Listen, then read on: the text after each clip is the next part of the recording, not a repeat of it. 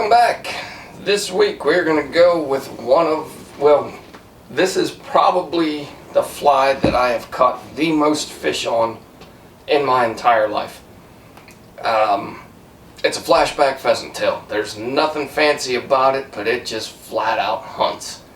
I've moved back and forth from the regular Pheasant Tail and the Flashback. I'll go more so with the Flashback when there's an active hatch going on. If something's emerging, I'll have the Flashback as a bottom fly, and then some sort of, probably an all 16ths up top as an emerger, and then I'll kind of do a swing type thing. If it's a bright sunny day, I go with the Flashback with the bead. If it's a overcast day and I'm nymphing, which these days does not happen. If it's overcast, I don't care if it's August, I'm chucking the big stuff. But back in the day, if it was an overcast day, I would go without the Flashback, without the bead. I would just go a straight Pheasant Tail. Mainly being, you catch a lot of trash fish with those. Back home, it was the suckers. You would catch a lot of those, maybe some fall fish here and there. Out here, it's more so the whitefish. I don't care what anybody says. It's a sign of a good, healthy river system, so on and so forth. I've heard it all. Those don't count toward your totals. And if you're counting them toward your totals, you're wrong. Period. Also, that being said, if you're one of the dickheads that catches these fish and throws them up on the bank, find a new damn hobby. Go move on. Those are brown trout. They're great for the river system. They're there for a reason, and they're great brown trout and bull trout food. So don't throw them in the weeds. Catch them if you can, shake them off, whatever. Don't throw them in the weeds. Just put them back in the river. Don't be an ass. Anyhow, moving on. I'm a little sassy. It's hot as hell out here, and I haven't been to the river in quite some time, so I'm getting a little bit sassy. So, seeing as that is, sorry about the mess on the bench. We've got orders coming in and a pile of flies going out. So we're going to go right into the fly here before I lose too many people or have people tell me that I'm being mean or whatever it is and cussing too much. So, the Flashback Pheasant Tail, probably the most prolific fly that I have fished over the years. It's great just because it imitates just about every mayfly that's out there, minus your drakes, your hexes. But if you tie them big enough and bulky enough, I mean, it could do, but there's some specialized patterns that I like to use for those hatches. So, getting the start on this, I got a fresh Pheasant Tail sitting here. I usually take probably the first 4 to 6 inches and I just strip all of those off. They're a little stubby, they're just a little, they're tough to work with. I mean, you can make it work, but why not work with stuff that's not going to frustrate you? So I'm probably going to take 4 to 6 strands here on this Pheasant Tail, and I'm going to get this lined out. Everything's pretty clean right there as it sits. And then I'm just going to take this and I'm going to measure it about the length of my hook, slightly longer most likely. And I'm just going to get this tied in. I tie all of my beadhead pheasant tails on a curved caddis hook. I've done it since I was a kid. I don't know why. I just like the curved caddis for the shape of this. Yeah, I can't tell you why. It's just something that I started doing as a kid, and I still do it to this day. So then next up, I'm going to take just some regular copper wire. This is extra small, and this is a size 12 hook. I don't care if I'm tying an 18, I don't care if I'm tying a 12, 10, whatever it may be. I always use the extra small. I don't really care for this for the flash. It's just to hold my fibers in place.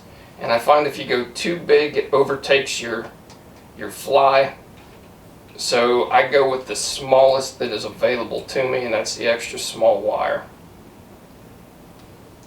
I took a little bit this is a 7/64 bead on a size 12, and I just took a little bit of 15 thousandths just to shove up there and keep the bead in place. You can omit that altogether if you want. It's, as always, not for weight, it's just for keeping the bead where I want it. So with my tail fibers, I'm just going to go ahead and wrap these forward. You can wrap them all the way up to the front if you'd like. I like having that little bit of extra there to, that probably 1/8 of an inch of clean hook minus the thread to work with, and it doesn't really affect or doesn't build too much bulk. But like I said, if you want to, you can take that the whole way up to the top. I just typically don't. It winds up getting a little too short to work with as well. And then I'm just taking that extra small, I'm counter wrapping that rib. And that's all she wrote for that. So, even though it's extra small wire, I still take my junk scissors and cut it. I don't like messing up good scissors cutting wire. So, there we have it. That is our tail and body section. Now what we're going to do is tie in our flash. This is just Mirage medium tinsel, and I'll just take a small section of this. Typically when I'm tying these, well, always when I'm tying flies, I never just tie one, so I usually tie at a minimum a dozen. So I'm going to take a longer strand than what I actually need here. I'm not going to use all of it, of course, because I'm not tying a dozen of these today, just for the video, but I would normally have a really long strand of this stuff, and then I would just use that one strand for all of the flies. One thing that you want to make sure that you do is look over top of your fly, like well, I don't have the second and third camera angle just yet, or else you'd be able to see what I'm talking about. But make sure, I'll flip the vise here in a second. Make sure when you're doing this that your tinsel is going right down the center. If it's off to one side, when you flip this over, it's just going to be a little messy. It's going to go from left to right or right to left, and it's just not going to look as clean as it should. Just take a little bit extra time and make sure that you're running right down the center. So next on this is I'm going to take probably a dozen strands of pheasant tail, and we're using just the tips on this, and I'm going to take this back to where the tips are probably halfway back my tail. Just pinch those in a little bit, and then I'll tie this in. This is where I was saying you really don't need to tie in with that extra. You really don't need to bring your body the whole way up, because you're getting that extra bulk from this tie-in. And you can see I'm taking this right to my eyes. And that's going to fill out, you know, my taper and everything. I'm not going to lose anything. Plus with the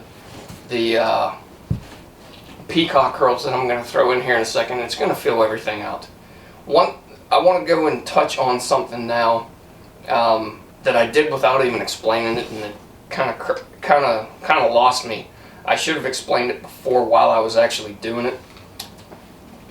But when you lay these fibers in, you're able to kind of look at them as they sit, and if they're a little bit longer than what you feel they should be, and you still have your left hand on there. Now this is before you make any of your thread wraps with or over your leg material.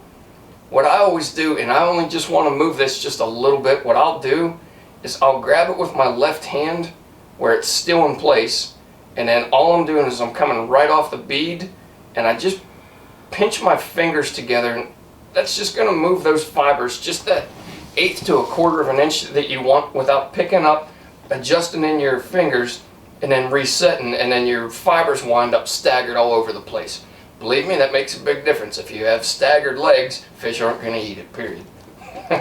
But for consistency purposes and everything, I mean, you want to tie these things. If you're tying 2 dozen of them, you want all 2 dozen to look exactly the same as a fly tire. Once again, the fish don't really care, but fly tires do. But that's just a little trick to help. If you need to make small movements on any of your materials, it's not just with this. It doesn't matter if you have a cone head, a bead head, no head, whatever. Just grabbing right at that front of the hook and just making that little pinch right there, loosening up your left hand, or if you're right-handed, vice versa.